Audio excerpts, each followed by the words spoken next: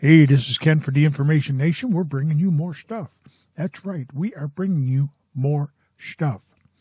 Recently, on the Todd Shapiro show, a doctor, Dr. Gopal Bhatnagar, and he's the chief of staff at Trillium Hospital in Mississauga, Ontario, Canada.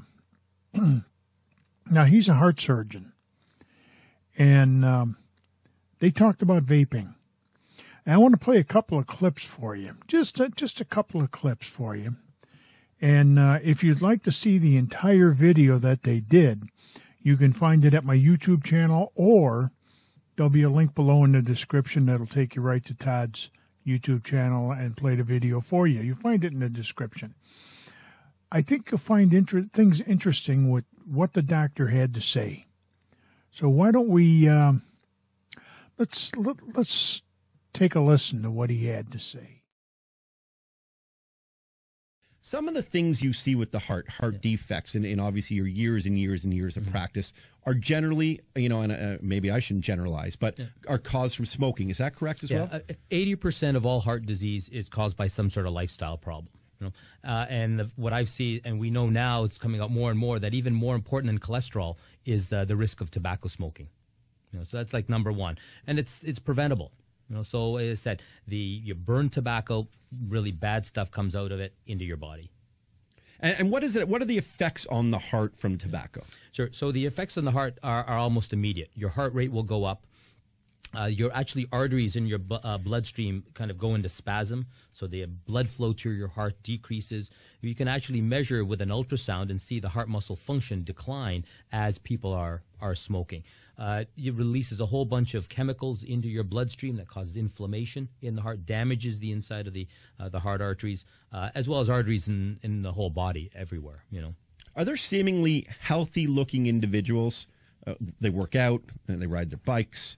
They have that strong jawline I've always wanted. And I have to grow a goatee to cover up my kind of double chin here. But that actually internally, because they're smoking, because they're not taking care of themselves, they have terrible hearts. They just don't know it. Is there that confusion sometimes? Yeah, absolutely. If you're smoking and you're smoking tobacco, you can look fit, you can look great, but the damage is you're kind of rotting on the inside. Well, I guess that kind of shows you what vaping does compared to cigarettes, and he's telling you're rotting on the inside. It's interesting to listen to a professional talk about his field of expertise, which this man here is a cardiac surgeon, and you get a little bit of an insight into what he has seen as a surgeon. Let's continue on with some of the stuff that he has found out. Dr. Gopal, your experience now with people who go on this stuff, like you might have someone who had a heart surgery and they still need to smoke. They are helping themselves, are they not? At the end of the day, if they get off smoking but need some sort of nicotine intake, are they helping them? Is that fair to say? Are they helping themselves? The number one thing is getting off burning tobacco. Okay. Once they've done that, the nicotine itself, we could do a whole show just on nicotine itself. Isolated from tobacco, it's not as addictive as people might think.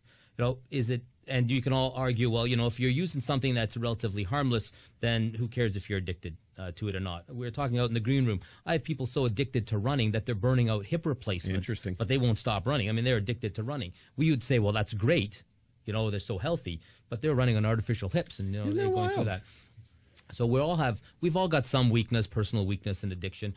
But if just from a medical viewpoint and from society's viewpoint, what we want is people are not getting cancer, they're not getting heart disease, not getting emphysema.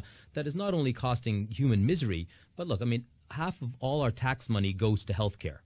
Okay? You get people off burning tobacco, that's more money for, welfare projects, for housing, for infrastructure. We're struggling to control healthcare costs, and I think this could be a significant role in helping release money over the next couple of decades back out of healthcare. There's a potential for that as well. The harm, just to go back to the science of it, because that's what convinced me to be in there. There's actually a very interesting new study that showed, because one of the concerns is, well, what happens to people standing around, the vapors? And a really great study done just very recently shows that 99.9% of the vapor is vaporized polyglycol, which is an ingredient in children's Tylenol, which we administer all the time. It's all over the place. Water. And the concentration of nicotine in the air is 0.06%. Okay, it's roughly about the same amount of nicotine you're going to get if you ate 2 tablespoons of eggplant. Wow. So understand nicotine is created in plants to prevent the bugs from eating their roots. And so eggplant, it just happens, it's a high concentration of tobacco, obviously, but eggplant, root vegetables, they all have a certain amount of nicotine in them. So I'm just trying to put that into perspective for people who say, well, it's danger to bystanders. You can argue that, if you're vaping, well, that's kind of your own choice, but you don't want to be puffing out stuff that might be potentially harmful. Dr. Farsalinos, who just published this research, shows that any kind of cancer-causing agents like hydrocarbons, stuff like that, is the same as people breathing air. So if you're standing beside somebody who's vaping, you can be very confident now that there's nothing harmful coming out to you. Okay? Is there harm to the person that's taking it? It's debatable. Yep. But it's going to be incrementally, like so far below smoking tobacco that even if there is something, it's going to be 99+% safe. I don't know if you caught the thing that he said on there about the vapor that's going out into the air. And the ingredients are the same thing they use in children's Tylenol. I have a hard time with these politicians going goofy. That's why I say this is about the money.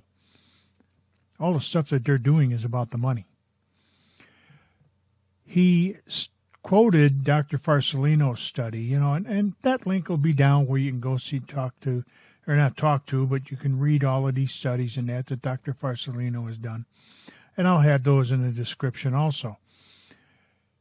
Here's a cardiac surgeon who's saying you're better off vaping. The same thing the vaping community has been saying for years. And these politicians are fighting us tooth and nail. So, are there any other benefits from vaping that we just don't know about or that we realize is there, but that the politicians need to know about? 5 pounds in a month and a half. Well, it has nothing to do with that. No, it does, I think. You're eating, you're eating. And you find people's taste improves, their coughing goes away. And because you actually have that ritual behavior, what you call, what you're saying is that ritualistic behavior of that oral mouth, that kind of thing, that actually prevents people from doing the other thing that what happens to people that stop smoking is eating. Oh, interesting. So most people, when they stop smoking, will gain 15 to 20 pounds because there are chemicals in tobacco that cause you to, that are appetite suppressants. But also, you have nothing to do with your hands and your mouth. And so it fills that gap. And that's what I find so compelling, is that it fills the gap. If everybody, unfortunately, you have people that say, "Oh, it's a dirty, disgusting habit. People should just quit, give up." You just got to be strong-willed. I was quite frankly, I'll admit, one of those people that says, "Look, why don't they just quit?" But as a physician, I've got to stand back and I got to say, well, people need help. How can we help them? Where can we help them? And so if we need to approach it, we need to approach smokers, people who are smoking, with a little more empathy. You can't just write off 15% of your society and forget about them. And I think that vaping has come out because the medical community and other people have kind of written off smokers and said, unless we can make money out of you from taxes and selling you drugs, that's all you're good for. Once again, we're back to the money. See, that's all you're good for.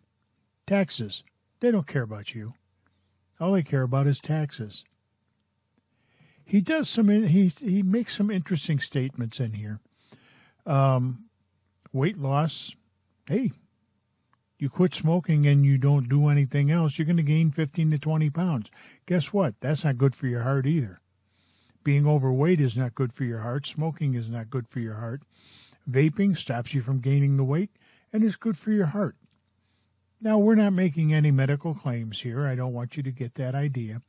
But this has just been a sample of what was on the Todd Shapiro show. And like I said before, You'll find the link down in the description, so you can peruse the video, the entire video. It's great. It's about 22 minutes long, but I'll tell you, it is loaded, and I mean loaded with information. The language gets a little rough at times, so, don't let your 6-year-old watch it, or your 15-year-old's probably heard language like this before. But because it's just raw video from the show that they did. But it's very well worth taking some time, watching the entire video, getting informed. And that's what we're trying to do here, is we're trying to get you informed. So go to the link that's down in the description. Go to Todd Shapiro's show. Watch his video.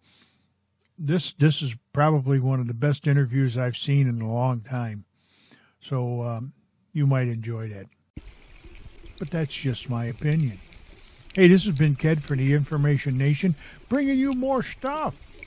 Hey, subscribe to the channel if you would. Give us a thumbs up. Share this video with your friends, your neighbors, even your enemies. Who cares? But in the meantime, in between time, ain't we got fun? Hey, have a great day.